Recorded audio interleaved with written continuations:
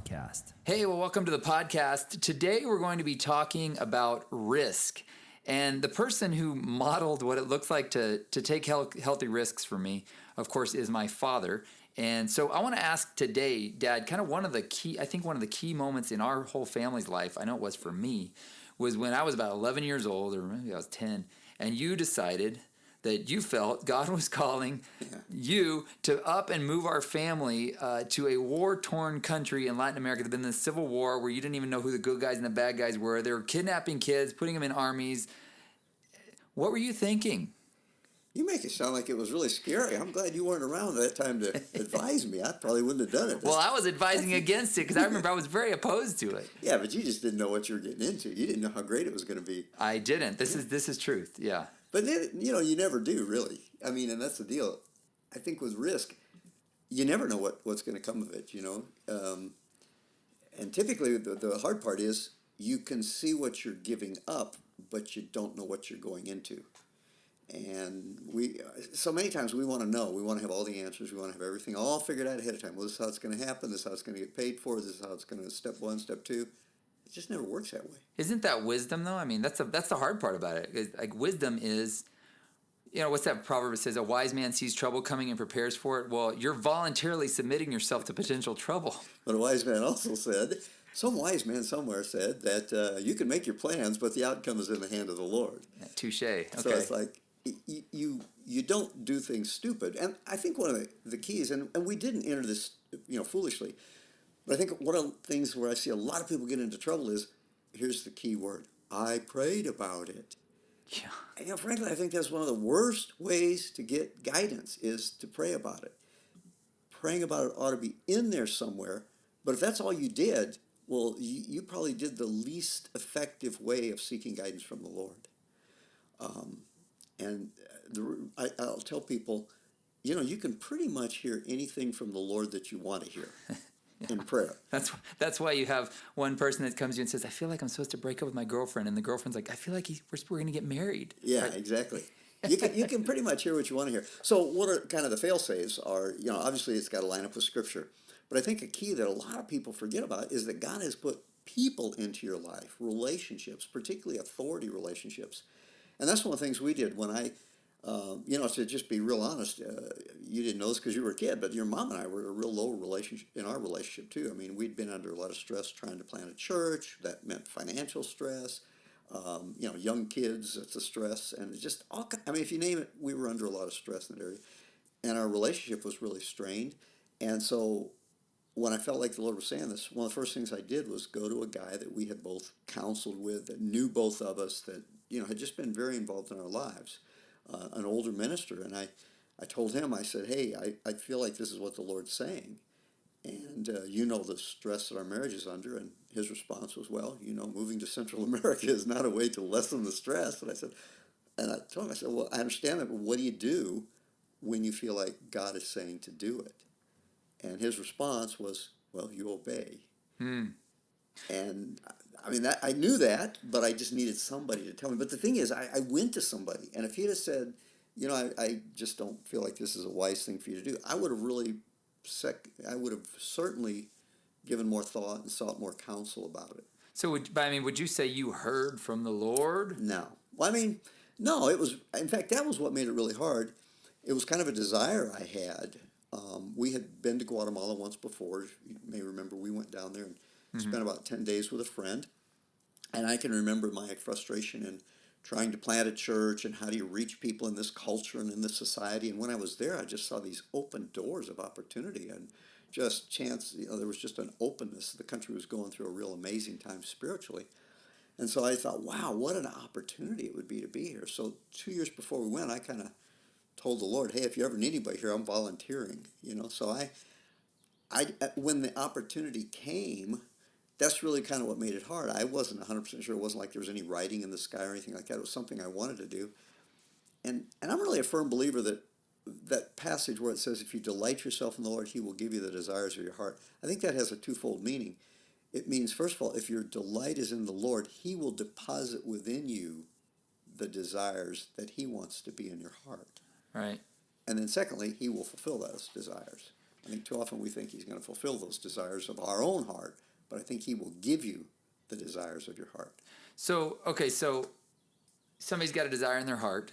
So what I've found, and you've probably seen this too, is in a marriage, you've usually got a risk-averse person and then somebody who's a little more risky. Like the risk-averse person is usually the one that likes to save, and the other ones are like, let's all spend it all. So you've got these polar opposites. Where was Mom on all of this, and how did you win her over? Well, I didn't. She was, she thought I was crazy, which, I probably would have too. Well, not only that, didn't Papa, like my mom's dad, thought he wasn't really a fan of it either, right? He was supportive. I mean, he would never really try to bring anything that would cause some conflict between us. But she was like, "This is crazy. This is nuts. No, I don't." Now, what did help is both of us had sensed that where we were, it was time for us to leave where we were. It's not that there was anything bad happening. We'd been under financial stress and pastoring and planting a church for 4 years, and things had finally kind of leveled out. You just get to a point where you don't even realize the pressure you're under. That would be another interesting topic for this podcast is how do you know when it's time to leave? Yeah. So Mom was not in favor of it. Right. So say like somebody's listening and they're like, I want to start a business or something, but my wife's like, you're crazy. Yeah. What do you do? Well, here's what we did. I just take it a step at a time. Remember, what about Bob? Baby steps, baby steps, baby steps. This is death therapy. Yes. That's exactly it. And I felt like, well, look, okay, I feel like this is the Lord. Let's just take a step. We know our time here is done. Let's just take a step. So the next step was we'd been invited to join this mission agency down there. So the next step was to go talk with the board. And so we went and talked to the board, and we both agreed. We're just going to be very, very open with them. We're going to tell them, look, our marriage is a wreck right now. We got 3 young kids. This doesn't make any sense. And so we were just pretty open with them. Okay. And again, that's that principle of authority, of God speaking through authorities, because they could easily put the kibosh on and said, well, you guys, man, we can't afford to risk having you guys down there. But we went and we talked openly with them, and they extended the invitation. They said, yes, we'd like you to come. So that was the one step. Well, then we had a house to sell, and there were just a lot of steps. And so we just took it a step at a time, and it was really the house selling thing. Here's the deal. I believe that God will confirm. I don't think I would have gone had she not been in favor. In fact, that was my prayer. I said, Lord, the kids, they can fuss and fight and complain all they want to. Which I did. Which you did. But I'm not going to go unless Jana is in favor of it. Okay. So you're saying, what I hear you saying, this fits with what you've kind of walked me through in my life, is it's not going to be like asks you to eat the whole pie at once. He's going to be like kind of the Gideon thing, the fleece. Like, you can test me. Yeah. And you say, okay, so there's this one, like, first of all, I got to check with this advisor. And he's like, yeah, normally I'd say no, but I think this is right. Then 2, you're like, well, we're going to check with this mission agency. And they're like, yeah, go ahead. And then 3 was the house selling. And then the big one was, is Mom going to get on board? Yes. Yeah, I wouldn't have. I did. I told the Lord, I said, I'm not going to do this unless she's on board. So even if all 3 of those others would have said yes, if Mom would have said no, you wouldn't have dragged her down there. Because I think it might have been that I missed God. That's quite possible. Even if 3 other people said you weren't missing God? Even if 3 other people said it, because ultimately it's up to us, her and me. But the other thing is, it could have just been a timing issue. And so I would not want to rush ahead into it and drag her along without her being there, because there's going to be winds, there's going to be waves, there's going to be rough times. Right. And I don't feel like God's going to bring us both there unless we're both on board with it. And so if she had said, no, I don't think so, no, I don't think so, it could have been a timing issue. And frankly, in our lives, there have been some things that I feel like we've passed up opportunities because she didn't get on board. But you see, you can't second guess those, because those could have been disastrous. Yeah, it's hindsight is always, oh, the Lord protected us. Well, but if you would have said yes over here, it might have, Yeah, exactly. So you never really know. You can't know. What's that quote from Aslan, with Lucy? Well, what was to be, you can't ever know. And so you just kind of have to go. And I felt like if, she's a woman that listens to God and can hear from God. And I didn't know how he was going to change her heart, because she was totally opposed to it. Yeah. And it was a nutty idea when you think about it in the natural. But God did, and he did it in the most miraculous way. So when we got there and difficult times came, she could have the confidence that I'm, well, not just here because my husband wants me to be, but she could have the confidence that God wanted us to be there too. So she had the commitment. So that's a big thing too. It's like when you take a risk, there's some point where there's a point of no return, right? Yes, there is, but don't let that scare you either, because here's the deal: very few decisions are you can't turn back from it. See, now that's the thing. We make cosmic. I remember one time we make such cosmic things out of. I tend to do that specifically. I remember one of the things you really relieved me when I was starting commission expeditions. I was like, Dad, but what if I start leading these teams and nobody comes? And he said, and you took so much pressure off me when you said this. You said, look at it this way. I'm going to go have an adventure. And if anybody comes with me, that's cool. If they don't, I'm going to go have an adventure anyway. Yeah, exactly. And I remember that took so much pressure off me because I was like, because you're afraid of, I mean, we're all afraid of what if we look stupid? Like, I'm going out there and then you got run over by a truck or something, right? And they're like, well, that was dumb. The guy that gets run over by the truck, we're like, well, that was dumb. But the guy who succeeds, we're like, yay. I mean, that's the weird dividing line with risk. Yeah. So that was the thing that took a lot of stress off of me. And I always tell entrepreneurs that all the time. And they're like, but what if? And I'm like, well, look, just do it this way. Figure out a way to where you're going to do it anyway. And if people happen to get on board, then so be it. But if they don't, it takes a little bit of the shame out of it if you're like, So I remember one of the things you said about moving to Guatemala, even you said that, we're like, you put a kind of a stop loss on it, right? Yeah, I told her, because, we're not, living on the ragged edge, eat tree bark type of people. Thank goodness we didn't. And that's just not us. And so we'd only been there one time, and it was pretty rough. I mean, it was still going through the war, and the city had just kind of calmed down after there were dead bodies in the streets, and and it was rough.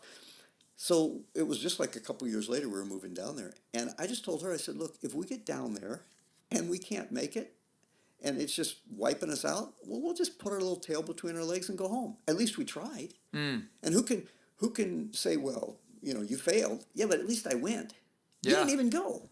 Right, and so you don't have the regret of going, what could have been. You go, well, we tried. Yeah, I gave it a shot, and it just wasn't us.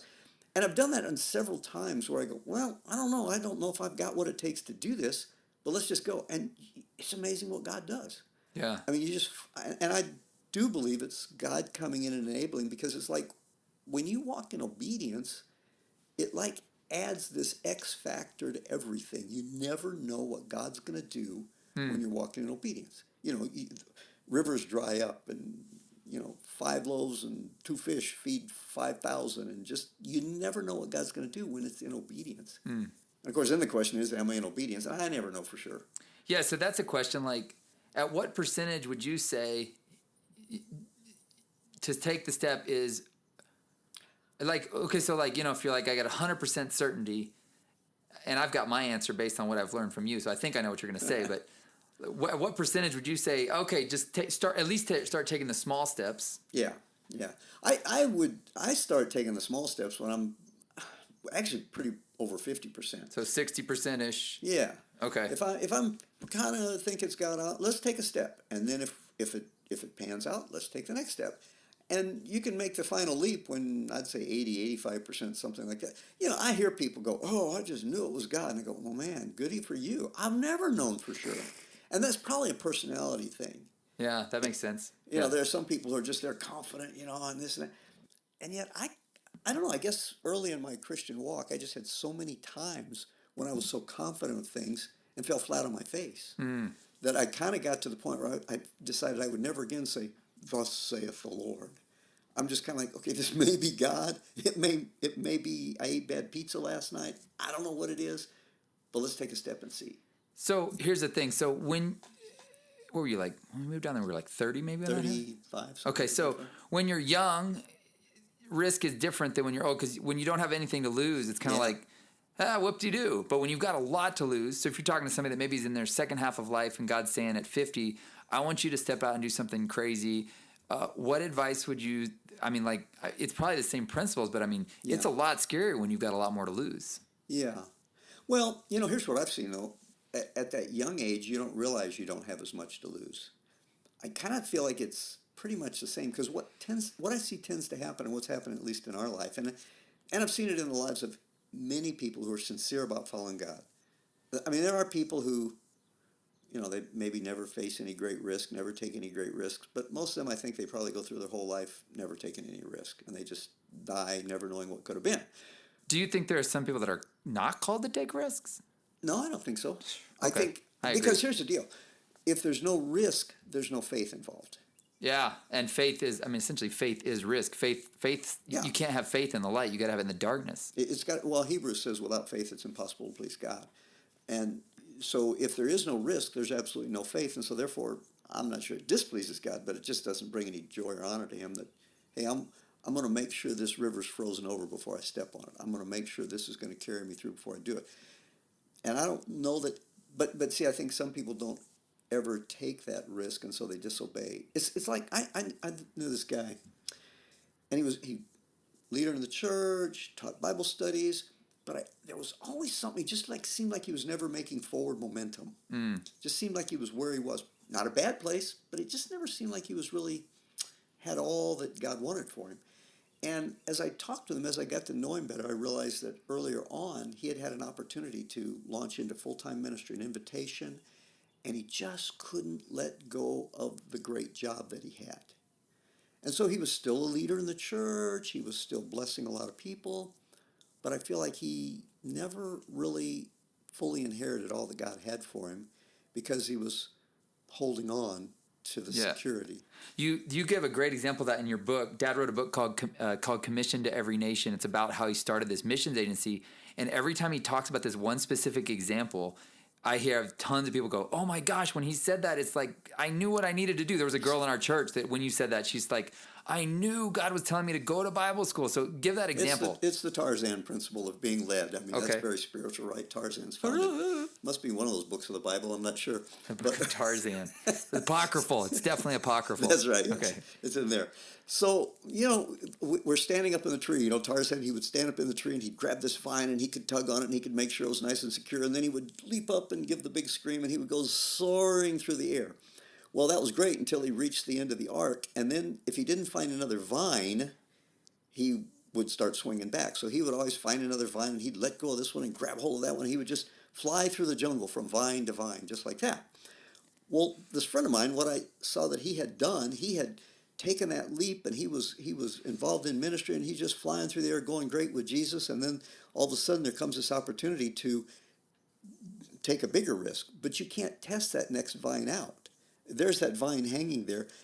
Or maybe a snake. It could be a snake. That was one episode where he grabs a snake, right? Yes, that's true. Or is that George of the Jungle? George of the Jungle, yes. Oh, yeah. Tarzan never grabbed snakes. He was too smart for that. But, so, yeah, and you can't tell, is that next vine going to hold me? And the only way you can find out for sure is you got to let go of the one you've got to grab hold of the next one. And so now the safe way would be to hold on to this one and then grab the next one and tug on both of them to make sure they're both solid and they'll both hold you. But guess what happens then? You end up just dangling in the middle of the jungle. Right. You're making no forward momentum.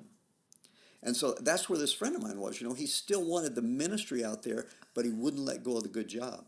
And so he was doing okay, but he had never experienced that next big rush that God had for him. The next surge of energy that comes with taking the risk. Yeah. That's interesting because, like Dave Ramsey, he talks about when you're doing a side hustle, where you're like doing this thing and you're doing this other thing on the side. He says, when you've got 50% of the income you need to live, it's time to take the leap into your the new full-time gig. So he promotes a little bit of safety, but at some point at like the 50% mark, an entrepreneur or somebody, God's calling you to do something, you just got to go all in. Otherwise you're just left hanging there. Which, I mean, I guess you could keep things, but eventually it'd probably deteriorate because you lose all your energy. Yeah, we have that with missionaries all the time because there comes a point in time where they've got to quit their secure job and go into full-time support building and support raising. And so that's the big question. They always want to know is, when do I do that? When do I do that? And I could throw out a percentage or I could throw out this and that. And I just say, when you feel like God says go. It may be 10%. The safe thing, well, when you have 70% or when you have 80% raised, then you go full-time raising support and you go on the mission field. Whatever. And I go, you know what? If God says do it with $10 in your pocket, you better do it with $10 in your pocket. Yeah. That reminds me of when I quit my job at Southwest. I remember turning in my resignation letter, and I remember the boss, he's a super nice guy. He called me and he's like, hey, so what are you going to be doing? And I was like, well, I'm going to go on the mission field. He's like, how are you going to pay for that? And I was like, well, I'm going to raise support. And I remember, he's just really caring guy. He's like, well, I can't give you your job back if that doesn't work out. Are you sure people are going to give? And I remember for the first time thinking, What am oh I my doing? gosh, what am I doing? And then over a period of the next few months, it's like, I remember I went to this graduation, this Bible school graduation in Dallas. There was no reason for me to be at that graduation. And I remember the founder of the Bible school, she got up and she said, I feel like there's 10 people in this room that are supposed to give $1,000. And again, I wasn't even supposed to be at this graduation. I was just going to hang out with a friend. And in my gut, this is why I was raising all this money, trying to raise money. And I had this I think it was like $5,000 set aside as my little safety net. Again, trying to be wise, in case God didn't provide. So is that actually wisdom? And I remember thinking, I need to be one of those $1,000 people. And I was like, no way. And then I ran out of the building, and my buddy, he came out and Tracy's like, what's going on, man? You okay? I was like, man, I feel like I'm supposed to give $1,000, but I'm saving money. And he's like, dude, and he was, it's easy for him. He had no money. He's like, if God's telling you to give that money, you better give. I'm like, yeah, you're broke. And but I remember going and writing that check, and I remember thinking, God, you better provide for me. And then, like, literally over the next few months, right before I went on the mission field, he dismantled essentially my safety net. Yeah. And it was very risky because, but it's interesting how sometimes he'll, you're trying to be wise, and he'll be like, I want you to do something that seems reckless. Yeah. And by all accounts from the wise people around you, they may even say, that's reckless. But again, I remember writing that final check where it's like the last of the money I'd set aside. Not the last. He didn't like totally dismantle all my savings, but I just kept. The next week I got back and somebody's like, I need $1,000 for Mexico, and I'm like, to go to Mexico on a mission trip. I'm like, here's another 1,000. So I'm just giving away all this money. But I think a lot of times God is preparing you for the risk of it by asking you. Well, again, that could be those baby steps, the Gideon thing. Like that's what I was saying earlier when you were talking about somebody who's in their 50s or 60s or whatever, which is a young man to me, and they're asked to take that first step. That's probably not going to happen, because what happens is when you're younger, he asks you to do things like that. Like, I remember the first time God told me to give 1,000 away. I'd been saving for months and months and months, and boy, I thought I'd be going to be a millionaire if I saved $1,000. I had $1,000 saved. Some guy came to our church. You got to watch those guys coming to the church, man. And he got up and he said, missionaries begging for money. he got up. He says, look, I feel like there's somebody in this room needs to give $1,000. In fact, I think maybe 3 or 4. He says, and I don't need it. I'm not even going to take it. This church doesn't need it. We don't need your money. I don't need your money. I'm not even going to take it. It's going to go to the church, and they don't need your money, but you need to give. Wow. And I felt that knocking on me, and I thought, God, that's I've been saving for this. This is like 5 years of savings, But you see, that was a big deal then to me. Right. But had I not done that, that may have been. He probably would have challenged me a time or two more. But if you keep rejecting those challenges, then he goes, okay, you're not one I can work through. And so I don't think somebody's going to get to 50, because he works with you in those little bitty things, which don't seem little bitty at the time. No, it's like the end of the world. Yeah. But then the next one's bigger, and the next one is bigger. But you're ready for it. It's like telling a baby, hey, I want you to lift this 500-pound weight. Well, there's no way he can, but if you start here and you start there, and he works you up to those things to where when you get to that huge thing, that's just a step harder than the last one. Right. So it fits that God would do that. He's never going to just ask you to go. Again, it fits with he's very gracious in that way. He could ask everything of us right up front, but he knows our frame. He knows what we're made of. Yeah. So he's like a little bit. Okay. So here's a question. So I had this you modeled this for me growing up. I'm watching you take risks, and I'm like, what is that doing? And what if you grew up in a home where your father was totally risk averse? Do you know anybody like that? What do you do? Where you haven't had that kind of example. Well, because I'm leading you on here. Your father was that way. Yeah, I actually saw that. With my dad, and good dude. Solid, salt of the earth dude. But he would not take risks. Yeah, he was so He was even afraid to go to Mexico. I remember he'd be like, "We're not going to Mexico." Yeah. Crazy thing is, he won the Silver Star for valor in battle in World War II. I know, it's so bizarre. Like, that's a weird. Men will do courageous things over here, and then at home they're just not. Yeah. Yeah. Well, a lot of his was he felt such a responsibility. In fact, I remember the one time he ever said anything with any kind of spiritual insight to me. It so blew me away. And what he said was, it's just out of the blue. He said, I want to follow God, but it's so hard when you have a family to provide for. that was what his fear was, that he wouldn't be able to provide for his family. And ultimately, that goes back to the fact that he had not taken those initial steps to see God provide. Because ultimately, what does that go back to? It goes back to God's provision. And what he was saying is, I've got to provide. I've got to do this. And it's all on my shoulders. And what a horrible place to be. It's a lot of weight. Because we can't control what's going to happen. We can't control what's going to go on. And we don't know what's going to happen. You know, he could have lost his job at any time. He could have been hurt at any time, and that would have been it for him, because his was a physical, outdoor type of job. And that would have been the end of it. And so it's really a matter of putting your hope and confidence in God. And that's why I say I feel like it's positive. These people who go, wow, thus saith the Lord, I know God told me this. Go, well, that's good for you, and maybe he did. But maybe he didn't. I think God kind of leaves us with a little bit of risk involved. I remember a little story that really helped me. A friend of ours, Bill Ward, was trying to find direction for his life one time. And he went to the church where we attended, and for like 3 days, he just stayed in the church all day long and would just lay on the floor and cry out to God and worship and do all those crazy things you do to try and hear from God, some direction. Oh, God, well, I got to hear from you. And at the end of 3 days, he had heard nothing. It was just like silence, It's like heaven was on vacation. And he was just so frustrated. And finally, he just said, God, I don't know the first thing about following you. And he said, for the first time, I heard the Lord's voice in my heart. He heard this. And I don't know if it was as profound for him as when he's told it to me, but I thought, wow. He said, for the first time I heard, and I felt like the Lord told me, you're right, Bill.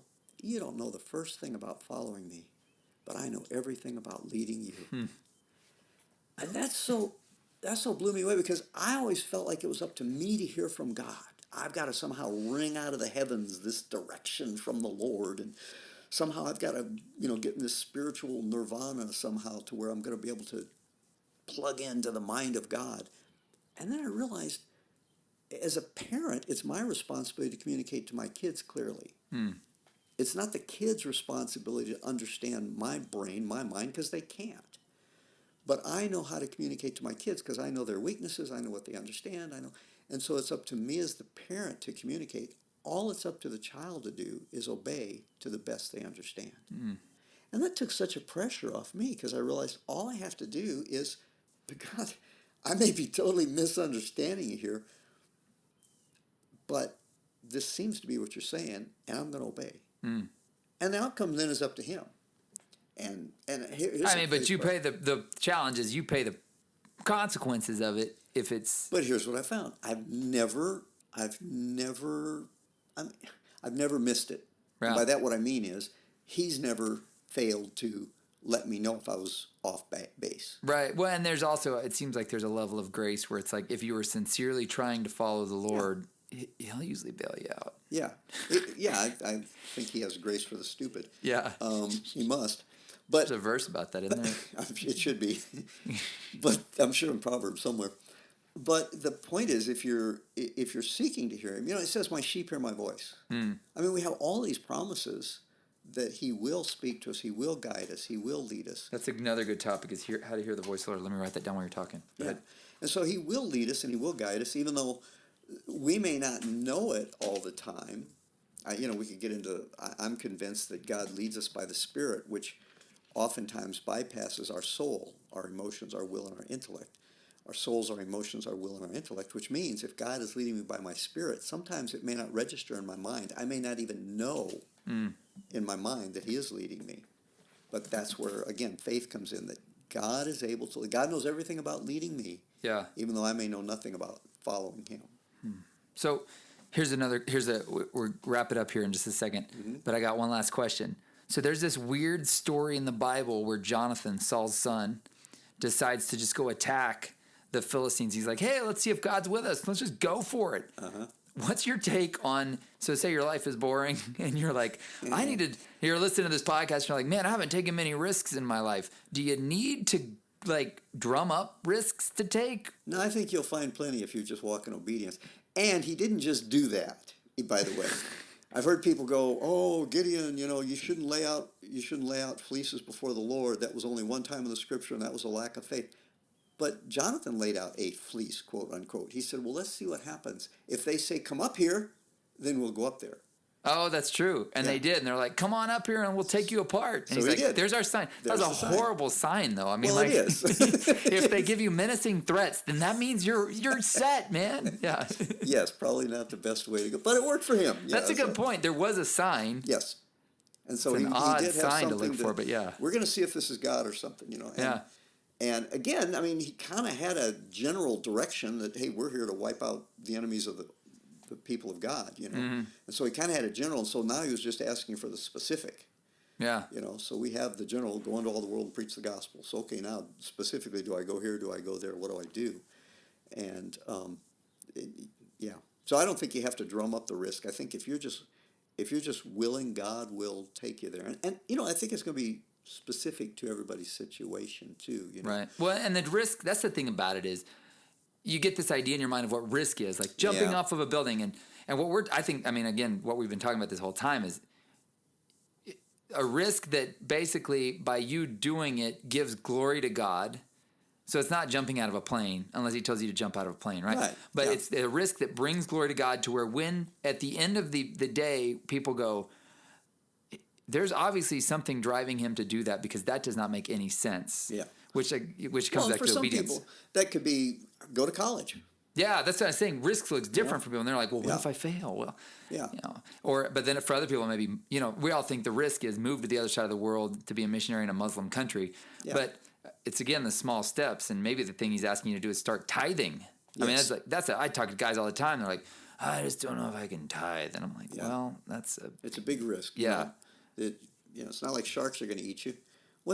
I mean, but that's a risk. It's 10%. It You're is, never I going to know. get back. I Yeah. mean, if you think about it logically. right, true. Yeah, true. but yeah. Tell the story of the guy who went to his pastor and he said, I just don't have enough money to make ends meet. And so he said, well, start tithing. So the guy started tithing. Pretty soon he starts being prospered and making millions of dollars and goes to Pastor Pat. Now I'm making so much money. He said, my tithe is a whole lot. Could I cut my tithe back from 10%? And the pastor said, well, no, but I tell you what, we could pray you make less money. So the point is, you start where you are. Yeah, start where you are. That's Probably going to be a certain degree of risk wherever you are. yeah. You know. And if you didn't have anything modeled for you, like I had you, I was watching you, so I've always grown up seeing that. But if you haven't had that modeled for you, he's not going to ask you to move to the other side of the world. Probably. It's going to be baby steps. It's going to Yeah. be little things he's going to ask you to do. It might just be, hey, go over and mow your neighbor's lawn. What? You may look foolish. Yeah. Well, Yeah. what if they come out and see me mowing the lawn? Well, just say, whatever. That's good. It could just be simple things like that. But if you disobey those little things, it's like Jesus said, if you're not faithful in small things, who's going to give you the really true value things, True. big things that are of true spiritual value? So you just be faithful in those little things, and even though, you might look foolish, you might feel foolish, you might, there's sometimes God will really make you look good, Yeah. and there's other times He'll really make you look bad. Well, that's one of the things I'll close with, I think, on the high note is one time you told me, you've said this actually several times, when you get in line with what God is doing and asking of you, you end up looking really good. And people are like, wow, that was so amazing. Like, how did you do that? And you realize, you're really actually humbled because you're like, well, I didn't actually want to do it. But Yeah. I did it, and then God did something amazing through it. So I think that's the power of risk and you see that. The heroes are the ones who took the risk. Yeah. G.K. Chesterton, he basically said that. He said, courage is this interesting contradiction in terms because it's a deep desire to live accompanied by a willingness to die. Like we honor the guys that went out there and charged the mountain. Yeah. And you're like, whoa, that was crazy. But then in the end, they're like, wow, they were a hero. So They never build statues to people who led a comfortable life. yes, yeah. So It's a good word. Thanks, Dad. That was good. Fun.